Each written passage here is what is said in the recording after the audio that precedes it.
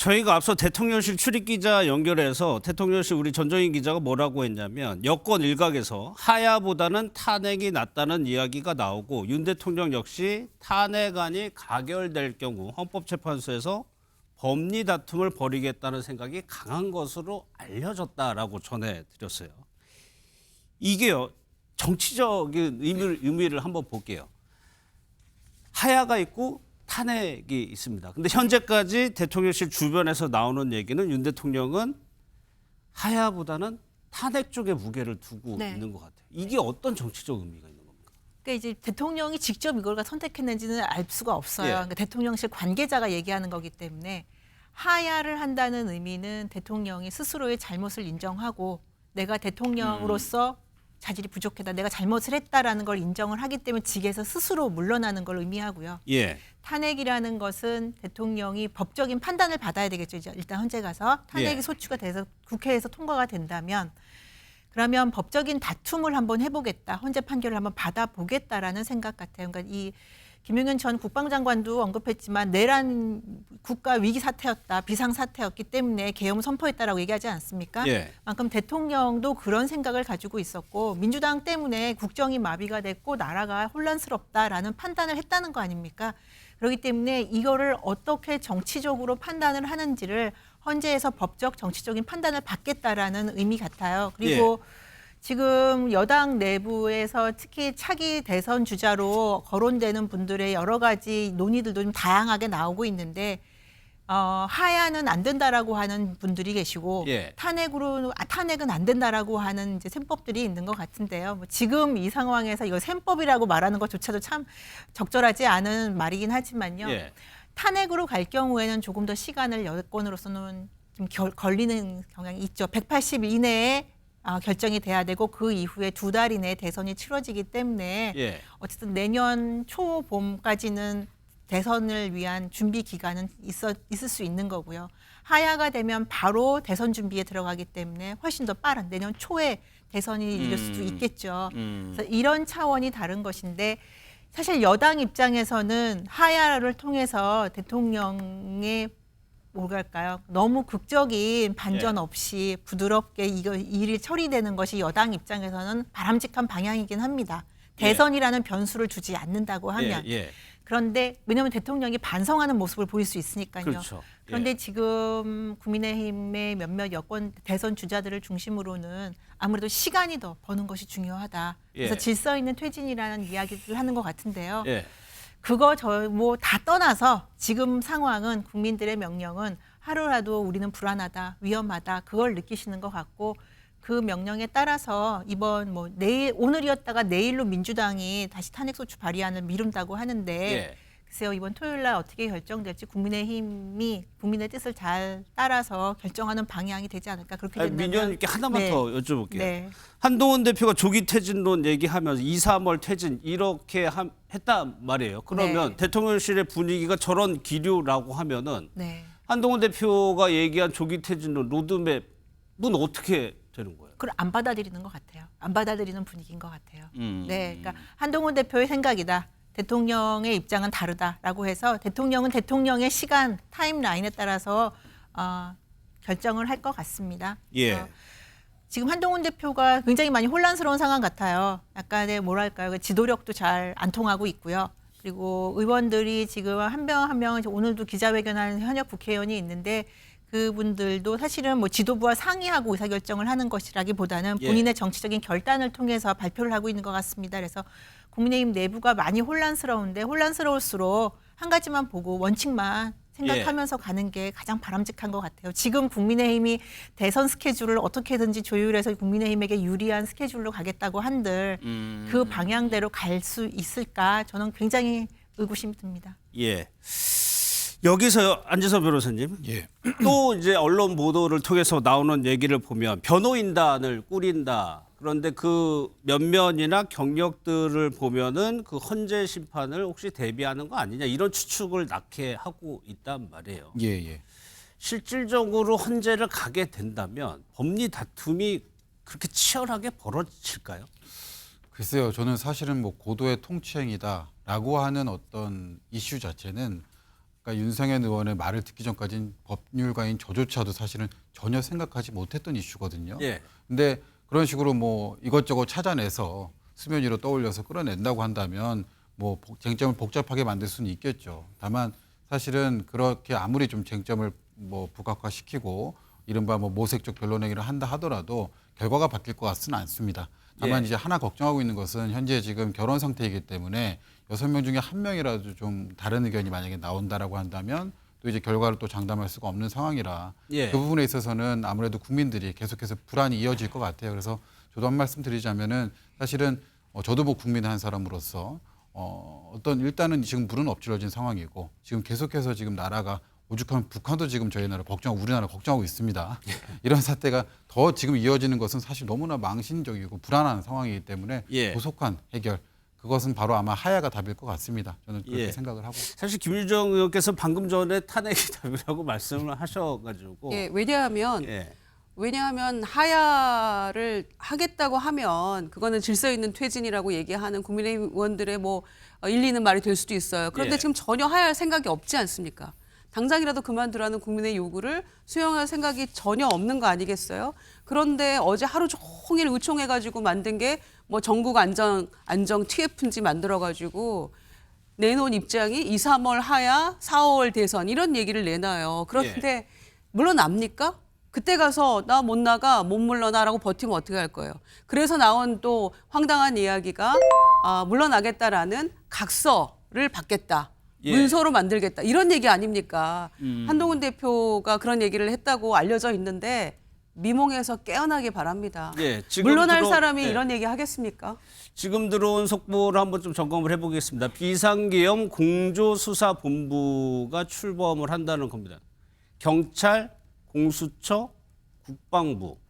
그럼 안 변호사님, 저기에 경찰, 공수처, 국방부라고 하면 군 검찰을 얘기하는 예, 걸까요? 그럴 것 같습니다. 예. 일단은 검찰은 빠졌네. 검찰은 빠져 있는 것 같습니다. 아무래도 수사권이 없던 걸 좀 어떻게 좀 법리 해석을 통해서 끌어오려고 하는 게 좀 부담이 될 수가 있어서 예. 검찰은 지금 빠진 것으로 보이는데 그리고 일단은 지금 경찰이 보여준 행보도 사실 경찰에서 수사권을 가져가려 할 때 제일 조금 저하됐던 부분들이 경찰의 수뇌부 쪽으로 칼을 향해야 되는데 그 부분이 과연 가능하겠냐라고 했는데 그 우려를 불식을 시켰던 부분이 있거든요. 예. 그래서 이제 경찰과 그다음에 원래 고유의 수사권이 있다고 지금 생각이 되는 공수처.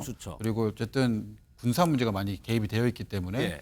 이쪽에 전문성을 강화할 수 있는 국방부, 군 검찰이 지금 아마 합동해서 수사본부가 차려진 것 같습니다. 그러면 검찰은 그냥 그대로 갈 가능성이 있는 거네요. 지금 하던 일단은 초동 수사까지는 마무리를 어느 정도 해놓고 왜냐하면 이제 초반에 지금 뭐 소환 조사라든가 이런 것들을 해놓은 것이 있기 때문에 예. 그거를 이렇게 그냥 갑자기 뭐 놔버릴 수는 없고 그러면 오히려 더 이제 위법 수사 이슈가 생길 수 있기 때문에 그 부분에 대해서는 어느 정도 마무리하면서 좀 자연스럽게 이첩하는 쪽으로 관할권이 있는 쪽으로 예. 자연스럽게 이첩하는 쪽으로 가야 되지 않을까 이렇게 생각이 또 듭니다. 특검법이 또 어떻게 될지 네네. 모르는 상황이니까요. 예, 세 분과는 여기서 일단 마무리하고 뒤에요 본격적으로 탄핵안 얘기로 넘어가도록 하겠습니다.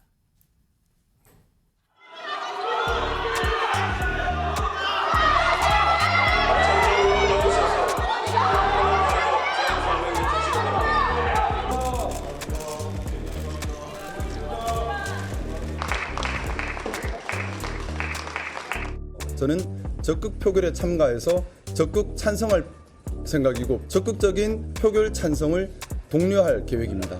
함께 논의하고 있는 의원들이 계십니다. 때가 되면 함께 뜻을 같이 할 것이라 생각하고요.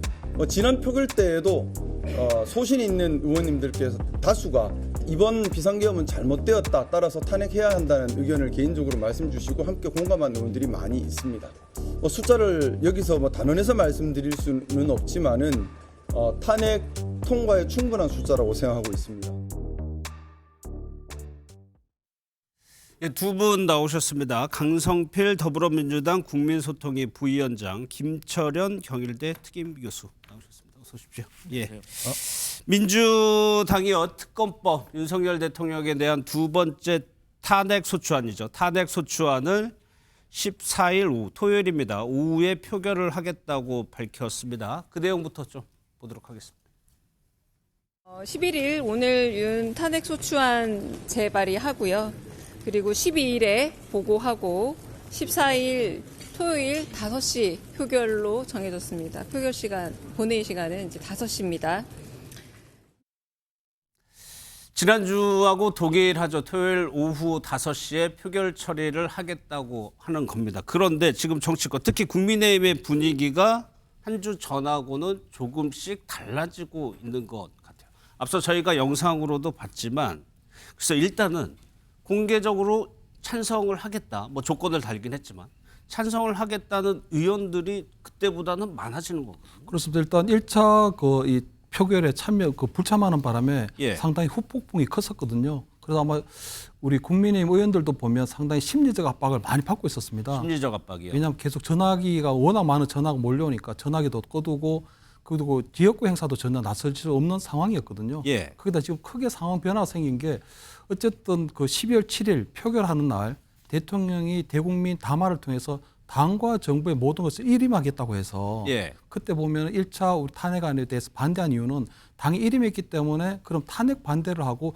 질서 있는 퇴진하는 게 맞다는 그런 당론들이 만들어졌거든요. 그렇죠. 근데 예. 지금 보면 결국은 이제 국민의힘에서 굉장히 노력을 해서 뭐 내년 2월 또는 3월 달에 퇴진을 하고 4월, 5월에 대선 치른 것에 대해서 사실상 지금 대통령께서 지금 사실상 우회적으로나마 반대를 했기 때문에 예. 그렇다면 이제 질서 있는 퇴진이라는 것이 물 건너가는 거거든요. 그렇다면 지금 아마 그동안 한동훈 대표가 얘기했던 직무 배제를 통한 질서 있는 퇴진이 불가능하게 되면 결국 직무 정지라고 할 수 있는 부분도 넘어갈 수밖에 없는 부분이 있거든요. 그래서 아마 이번 12월 이번 주 아마 11월 14일 아마 투표에는 상당수 많은 아마 이 국민의원들이 참석할 가능성이 높고요. 예. 아마 내일 새 원내대표 선출되게 되면 탄핵 반대라는 당론을 계속 유지할 것인지 거기에 대해서 논의를 다시 한번 이루어질 수 있는 가능성도 있고 예. 두 번째 그날 당일날 그럼 12월 4일 투표에는 저번처럼 불참할 것인지 아니면 이번에는 자유투표를 할 것인지에 대한 논의가 이루어질 것 같은데 예.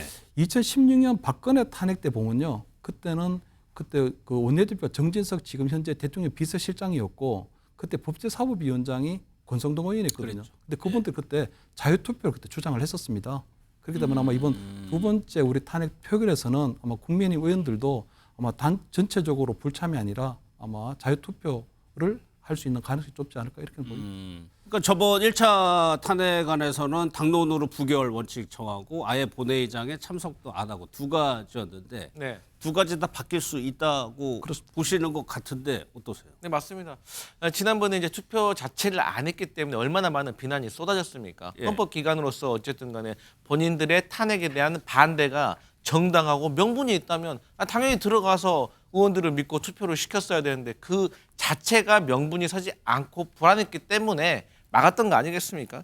그리고 이제 국민의힘 현역 의원들 같은 경우도 지역구 민심을 들을 수밖에 없잖아요. 또 방송 보지 않습니까? 아니 우리 뉴스 와이드만 보더라도 아니 지금 탄핵과 관련돼 가지고 어떤 반대파와 찬성파의 얘기를 들어보면 명분이 서지가 않거든요. 예. 그리고 제가 자주 말씀드리지만 앞으로 계속해서 충격적인 뉴스가 쏟아질 겁니다. 그러면 정치 관련 종사자인 제가 들어도 충격적인 뉴스가 있어요. 뭐 예를 들어서 대통령이 출근을 안 하고 빈 차를 보냈다는 그런 의혹이 있는 거 아니겠습니까? 그런 의혹을 들으면은 같은 당 의원으로서도 의혹입니다. 예. 하지만 같은 당 의원으로서도 그런 얘기를 듣게 되면 좀 충격에 빠질 것 같고 또 결론적으로는 7일 날 대통령께서 우리 당에 나의 임기와 수습 방안을 맡기겠다, 일임하겠다라고 했지 않습니까? 예. 그래서 국민의힘에서 나름대로 뭐 전국 안정 TF를 만들어서 2월, 3월 하야 뭐 이런 플랜을 만들었는데 바로 10일 날 3일 만에 뭐라고 하셨습니까?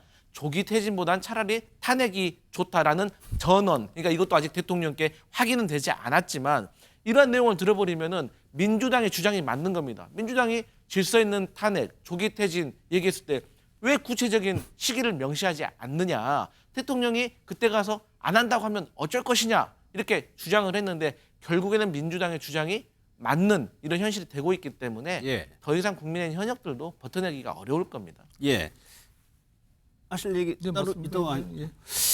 김재섭 의원이랑 조경태 의원이 이제 공개적으로 이 부분에 대해서 얘기를 하고 있는 대표적인 두 의원입니다. 한번 얘기를 들어보겠습니다.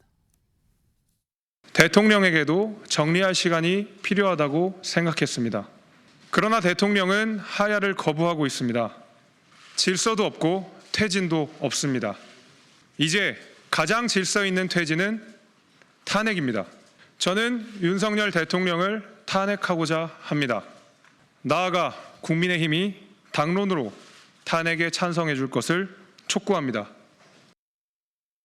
지금 대통령은 국가통수권자로서 자기 책임에 대해서 전혀 일도 지금 반성하지 못하는 그런 모습을 보면서 우리 국민들이 얼마나 분노하고 슬퍼할지 이번에 만약에 즉각적인 사퇴를 하지 않으면은 저희들은 이번 주 있을 토요일 날 탄핵을 저희들은 탄핵의 길을 선택할 수밖에 없지 않나 이렇게 생각을 하고 있습니다. 거의 근접했다 이렇게 보시면 되겠습니다. 거의 근접했다. 예, 거의 근접했다. 조경태 의원은 거의 근접했다라고 얘기를 했어요. 이제 시청자분들도 다 아실 거예요. 탄핵안이 통과되려면 국민의힘에서 몇 표의 이탈표가 나와야 되는 건지. 사실 지난 주말에도 그거 굉장히 카운트를 했는데 결국에 이번에도 비슷한 맥락입니다. 그걸 넘을 것이냐 말 것이냐.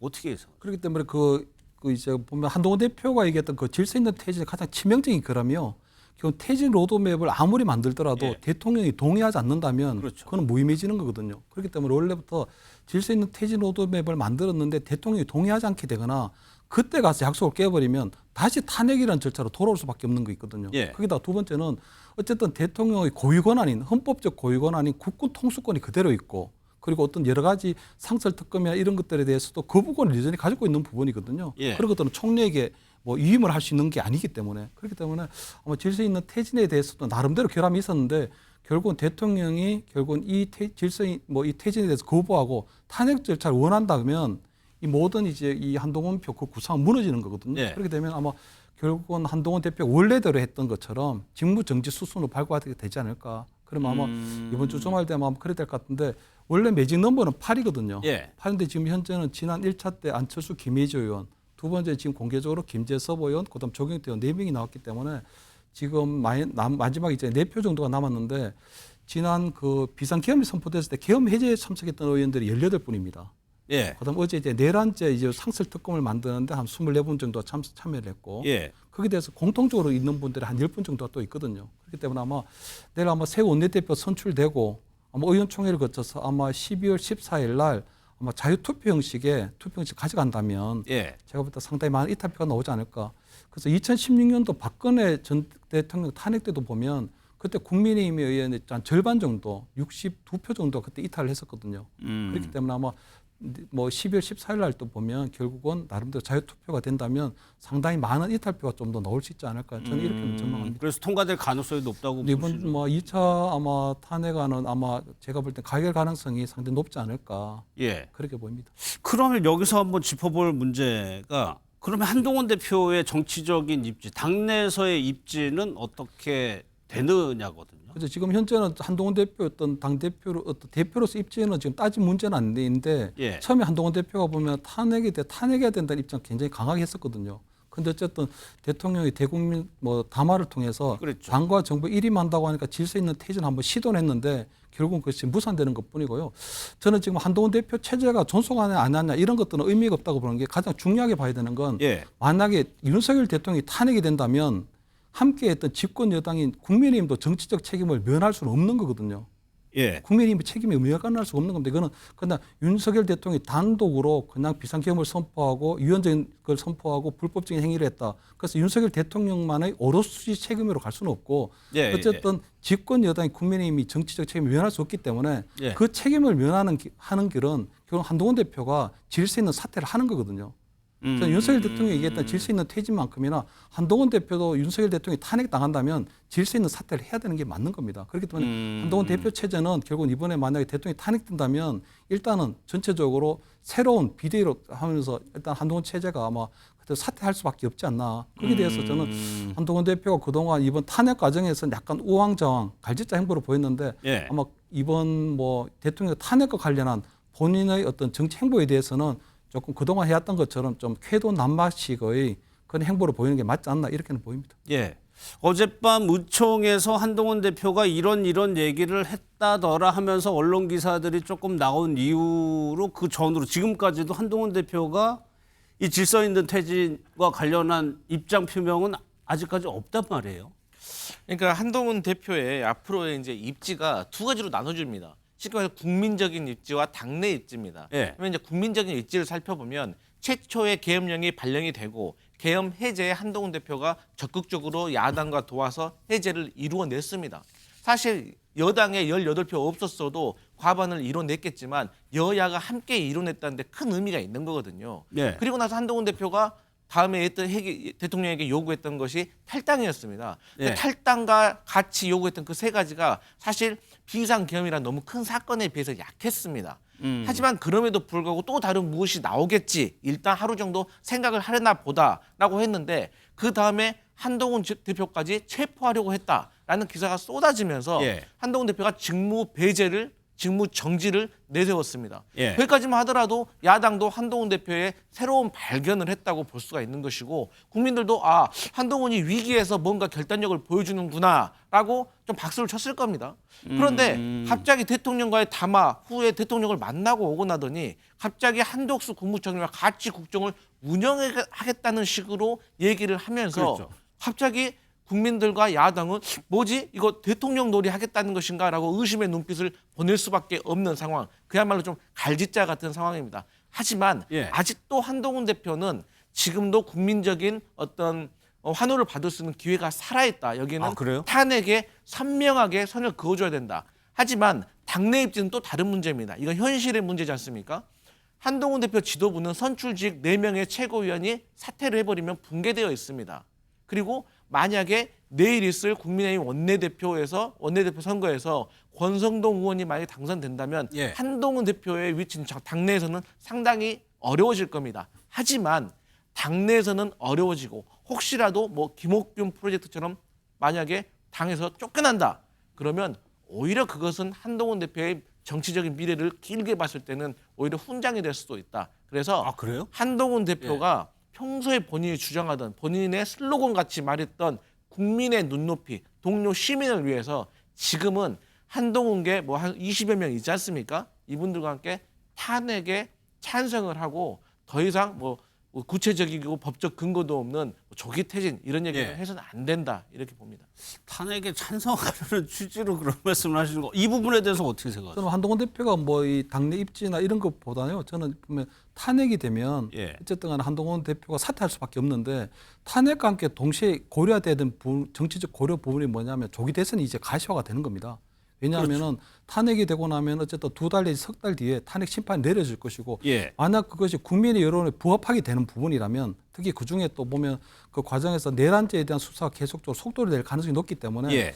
저는 아마 이 탄핵 심판이 시작되면 저는 이제 조기 대선도 가시화될 거로 보이거든요. 예. 그렇다면 한동훈 대표 같은 경우는 만약 이번 대표직에서 물러난다고 하더라도 새로운 기회가 맞을 수 있는 게 결국 조기 대선에서 그런 민주당의 이재명 대표와 맞서 싸울 그러면 국민의힘의 그럼 차기 대권 후보는 누구냐 이런 부분에서는 한동훈 대표 외에는 없다는 또 거론될 수 있다고 한동훈 해서. 후보를 대체할 만한 대한 부재론이라는 게 결국 뜰 수밖에 없는 부분이 있거든요. 예. 그렇기 때문에 한동훈 대표나 아니면 홍준표 대구시장이나 오선 서울시장이나 이 정도가 지금 국민의힘의 차기 대선 후보 정도로 거론되고 있는데 예. 결국 한동훈 대표가 물러나더라도 탄핵에 대해서 분명한 입장이나 이런 것들이 좀 정리가 된다면 저는 예. 대표직에서 물러난다고 하더라도 바로 이어지는 조기 대선 때문에 새롭게 대선 후보로 다시 올 수 있는 그런 가능성이 높다. 그렇기 때문에 저는 한동훈 대표가 지금처럼 하는 것처럼 왔다 갔다 하는 행보가 아니고 좀 분명하게 바라보고 가면 예. 본인에게 또 새로운 정치적 기회가 열릴 것이다. 이렇게는 보이죠. 예.